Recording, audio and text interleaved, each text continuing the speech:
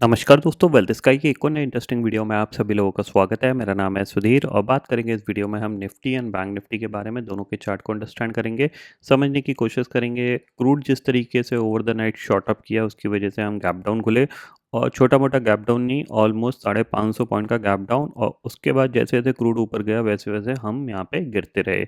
अब यहाँ पे सबसे अच्छी चीज़ क्या हो रही है वो मैं आपको यहाँ पे एक्सप्लेन करने की कोशिश करूँगा। ठीक है, देखो, मैंने आपको हमेशा बताया कि मार्केट कभी भी ऊपर ऐसे वी शेप में नहीं गिर सकता। ठीक है, तो ये क्या करता है नॉर्मली, क्या जो लोग शॉर्ट्स करते हैं टॉप पे उनको ये निकालने के लिए ऊपर जाता है और फिर ये दोबारा से धीरे धीरे धीरे धीरे गिरने लगता है। ठीक है, क्योंकि ये 5 घंटे का चार्ट है तो आपको थोड़ा सा चार्ट बड़ा लग रहा होगा। तो यहाँ पे एक तरीके से डबल टॉप फॉर्मेशन हो रहा है, उसके बाद ये नीचे आ रहा है, तो ये बहुत अच्छी चीज़ है। क्यों?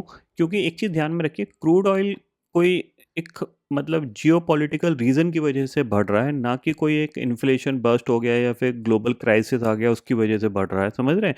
ये सिर्फ कह सकते हैं 2 लोगों के आपस की मिली-भगत की वजह से बढ़ रहा है, तो ये कभी भी गिर सकता है, इतना आप ध्यान में रखिएगा। क्योंकि आपका ईरान, इज़राइल, यूएस का जो कॉन्फ्लिक्ट है, इस कॉन्फ्लिक्ट में कभी भी कोई भी ये बोल सकता है कि भैया हम हार गए या फिर बंद करो, बहुत हो गया।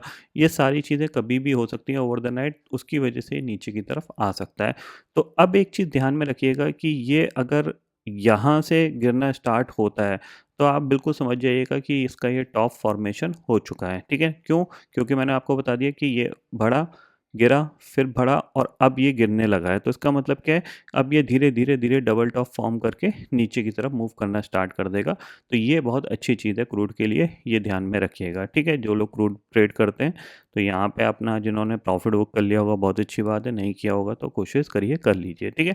अब यहाँ पे एक ही चीज़ प्रॉब्लम है कि अगर ये 120 का लेवल निकालता है, तो अगर हम यहाँ पे देखें तो उसका हाई जो है वो करीब-करीब 136 का है। क्या ये 134 को टेस्ट करने जाएगा? तो मेबी यही एक डाउटफुल क्वेश्चन रहेगा यहाँ पे कि ये जा भी सकता है और नहीं भी जा सकता। अगर ये आज की कैंडल मान लो ये इसने पूरी ये डाइल्यूट कर देता है और 109 पे जाके ही बंद होता है, 109, 110 के ज़ोन में, तो फिर ये मुश्किल है, फिर नहीं जा पाएगा, ये ध्यान में रखना। ये पॉइंट आपको क्लियरली समझ में आना चाहिए। दूसरी चीज़ है, कल मैंने आपको क्लियरली बोला था कि मार्केट में जितनी रिकवरी होनी थी वो हो गई है। 3 दिन से मार्केट रिकवर कर रहा है। आज एक रेड कैंडल बन सकती है तो मैं शॉर्ट का प्लान करूँगा, ठीक है? तो मार्केट को ये चीज़ पता चल गई कि भाई मैं शॉर्ट करने वाला हूँ, तो उसने पहले से ही गैप डाउन खुल के नीचे की तरफ जाना स्टार्ट कर दिया था। तो ऐसे में कुछ बचता नहीं है, तो भैया फिर अपना एक ही उपाय है, सो जाओ चैन से, अदरवाइज़ आपका ये मार्केट पैसे ले जाएगा, ठीक है? तो यहाँ पे ये चीज़ हुई। दूसरी चीज़ है कि ये गैप डाउन खुलने के बाद ऑलमोस्ट साइडवेज़ जाने लग गया। आपको ये दिख रहा है ऑलमोस्ट ये साइडवेज़ जाने लग गया। फिर जैसे-जैसे क्रूड बढ़ा तो सेकंड हाफ में ये नीचे की तरफ मूव कर गया, ऑलमोस्ट एक नया स्विंग लो लगा दिया है। अब 4-5 दिन पहले जब निफ्टी ने 22,950 के आसपास गया था, तब मैंने आपको एक पॉइंट बताया था कि ये मार्केट कभी ऐसे रिकवर नहीं कर सकता, मतलब गिरा और ये रिकवर कर जाए। तो इसके लिए भी सेम पैटर्न फॉर्म हो चुका है, ठीक है ना? अगर आप देखोगे नीचे आया है, अब ये डबल बॉटम टाइप का फॉर्म करेगा, तो यहाँ से एक रिकवरी बहुत अच्छी एक्सपेक्टेड हो सकती है, ठीक है? तो कोशिश यही रहेगी मेरी कि मैं यहाँ से एक लॉन्ग क्रिएट किया जाए। क्यों किया जाए? क्योंकि पहली चीज़, मार्केट ने गैप क्रिएट किया हुआ है, तो ये गैप को बहुत जल्दी फिल कर सकता है, समझ रहे हैं? ये एक गैप है, अगर ये इस हाई के ऊपर सस्टेन करना, 23,150 के ऊपर सस्टेन करना स्टार्ट किया, तो फिर जो रिकवरी है वो बहुत फास्ट आएगी, ये चीज़ ध्यान में रखिएगा। क्योंकि अब रिकवरी स्लो नहीं आएगी, फास्ट आएगी। बहुत ईजिली ये 23,400 के जोन तक जा सकता है, बहुत ईजिली यहाँ पे। और इसके बाद फॉलोअप में इसके पास पूरा ये गैप फिलिंग का एरिया है, ठीक है? तो मेरे हिसाब से 22,800 की स्टॉप लॉस से इसको लॉन्ग किया जा सकता है। स्टॉप लॉस थोड़ा बड़ा ही लेना पड़ेगा। ओवर द नाइट का रिस्क बहुत ज़्यादा रहेगा, यहाँ पे ये चीज़ ध्यान में रखिएगा। बट ये रिकवरी बहुत अच्छी आ सकती है मार्केट में और 600-700 पॉइंट आपको मिल सकते हैं इसमें। बट ओवर द नाइट का रिस्क है। ओवर द नाइट में अगर मैं बताऊँ, कल मैं 77,000 की पुट लेके जाने वाला था, लेकिन ये मार्केट इतना ज़्यादा गैप डाउन है, लास्ट 2 वीक में मेरी ऑप्शन सेलिंग की पोजीशन इतनी बुरी तरीके से फँसी थी, तो मैं उनको निकालने में मेरे को फिर भी उनमें मेरे को लॉस ही बुक करने पड़ा था। कितना भी एडजस्ट करने के बाद मैं उनको ब्रेक इवन पे भी नहीं निकाल पाया था। तो इसलिए मैंने कल पोजीशन बनाई थी, लेकिन फिर मैंने उसको काट दिया था कि यार ओवर द नाइट का मत लो रिस्क, तो वो चीज़ था। ठीक है ना? तो यहाँ पे एक्सपेक्टेशन यही रहेगा, क्रूड ऑयल धीरे-धीरे नीचे की तरफ फिसल रहा है।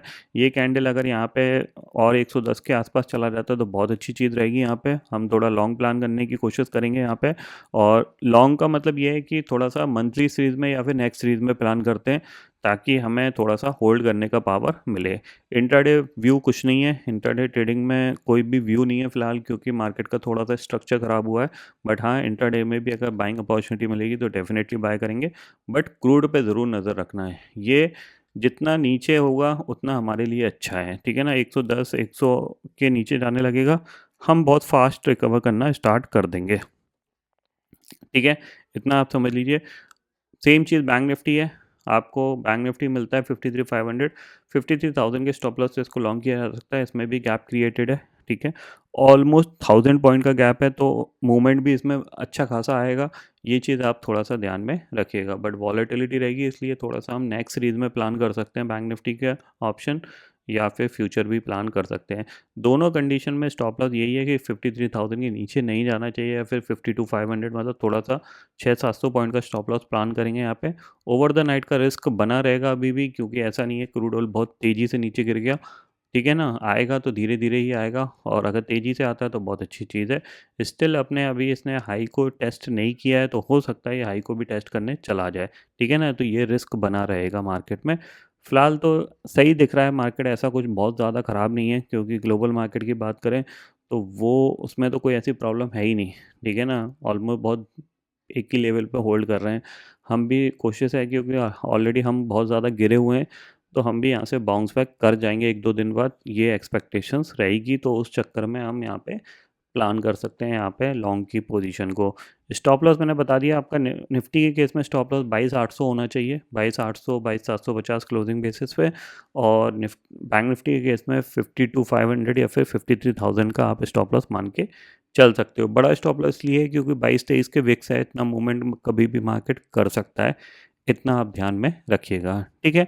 आज मैंने कोई ट्रेड प्लान नहीं किया था, क्योंकि सीधी-सी बात है, लास्ट 3 दिन मैंने कोई ट्रेड नहीं किया है, क्योंकि लास्ट 3 दिन में जो मार्केट की सिचुएशन है वो मेरे अकॉर्डिंग बिहेव नहीं कर रही है, तो इसलिए मैंने बिल्कुल भी ट्रेड यहाँ पे प्लान नहीं किया है, ठीक है ना? क्योंकि मैंने आपको बताया कि मैं कोई रेगुलर इंट्राडे ट्रेडिंग नहीं करता हूँ। मेरे को लगता है कि आज का सेटअप, आज के सर्कमस्टेंसेस मेरी थिंकिंग से मैच करते हैं, तो मैं ट्रेड करता हूँ, अदरवाइज़ पूरी तरीके से अवॉइड है। लास्ट वीक मैंने बहुत अच्छा प्रॉफिट ऑलरेडी बुक कर चुका हूँ, तो मेरे को ज़्यादा प्रॉब्लम नहीं हुई इस वीक में। एक आध ट्रेड अगर ढंग की मिल गई तो ठीक है, नहीं मिल गई तो अपना सोना पसंद करते हैं, ठीक है? तो देखते हैं क्या होता है मार्केट में। अगर क्रूड ऑयल नीचे की तरफ स्लिप करता है तो बहुत अच्छी चीज़ है। अगर ये ऊपर बढ़ता है तो फिर हमारे लिए बहुत ज़्यादा प्रॉब्लम नहीं आएगी मेरे हिसाब से। 22,500 के नीचे तो नहीं जाएँगे हम, 22,600-700 के ज़ोन में अटक जाएँगे। ये ध्यान में रखिएगा, क्योंकि ये सस्टेन्ड नहीं करेगा, क्योंकि मेन चीज़ यही है कि ये सस्टेन्ड करना चाहिए, और ये सस्टेन्ड नहीं करेगा, मेरे को ऐसा फ़ील आ रहा है, ठीक है ना? क्योंकि ओवर द नाइट कोई भी हो सकता है, ट्रम्प बोल दे, हो सकता है इज़राइल बोल दे, हो सकता है ईरान बोल दे, कोई भी कुछ भी बोल सकता है, और कहीं न कहीं ये जो कॉन्फ्लिक्ट है थोड़ा-सा आप कह सकते हैं लंबा हो गया है।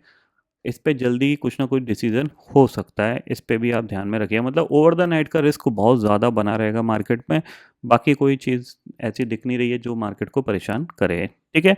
तो फिलहाल दोस्तों इस वीडियो में इतना ही है। आई होप ये वीडियो आपको पसंद आएगा। वीडियो पसंद आता हो तो लाइक और शेयर ज़रूर करिएगा, और चैनल को जो सब्सक्राइब कर लीजिए, क्योंकि मैं सुधीर लेके आता रहूँगा हर दिन आपके लिए नए-नए वीडियो। इसी के साथ शुक्रिया दोस्तों, जय हिंद।